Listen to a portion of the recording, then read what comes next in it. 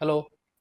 Camera accessories வாங்கும்போது நான் ஒரு 2 மிஸ்டேக் பண்ணிட்டேன். அது என்ன மிஸ்டேக்? அப்புறம் அதை எப்படி ரெக்டிஃபை பண்ணலான்றத இந்த வீடியோல பார்ப்போம். Welcome to gate to photography.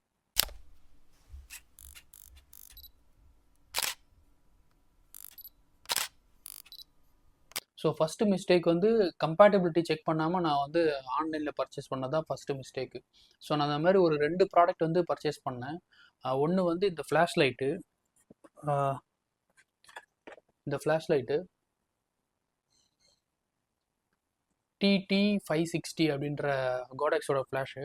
So இதில் என்ன பிரச்சனைனா, என்கிட்ட இருக்க கேமரா வந்து இந்த கெனானுடைய 200D.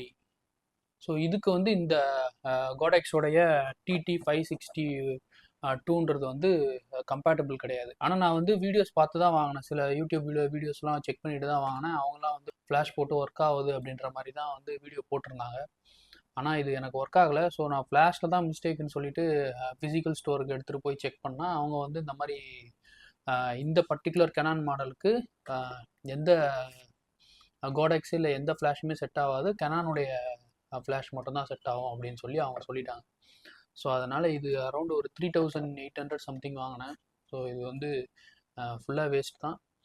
அதோடைய ரிட்டன் டைமும் முடிஞ்சிருச்சு. நான் வந்து செட்டிங்கில் தான் மிஸ்டேக் அப்படின்னு சொல்லிட்டு நான் ரிட்டன் பண்ணாமல் விட்டுருந்தேன். கடைசியில் பார்த்தா கம்பேட்டபிள் கிடையாது. ரெண்டாவது மிஸ்டேக் என்னென்னா, நான் டிஜிடெக்கில் ஒரு பேட்ரி வாங்கினேன். இது டிஜிடெக்கில் ஒரு பேட்ரி வாங்கினேன். பேட்ரி வாங்கிட்டு என்னுடைய கெனான் கேமராவோட வந்த இந்த சார்ஜர் இருக்குது. ஸோ இந்த சார்ஜரில் போட்டு நான் சார்ஜ் பண்ண ட்ரை பண்ணேன்.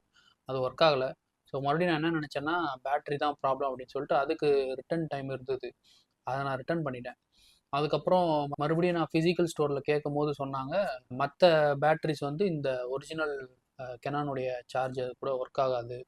ஸோ இது தனியாக தான் நம்ம வந்து சார்ஜர் வாங்கணும் அப்படின்னு சொல்லிட்டாங்க. ஸோ அப்போ வந்து செகண்ட் வந்து நான் இந்த சிம்பெக்ஸோடைய சிம்பெக்ஸ் பேட்ரி வாங்கினேன்.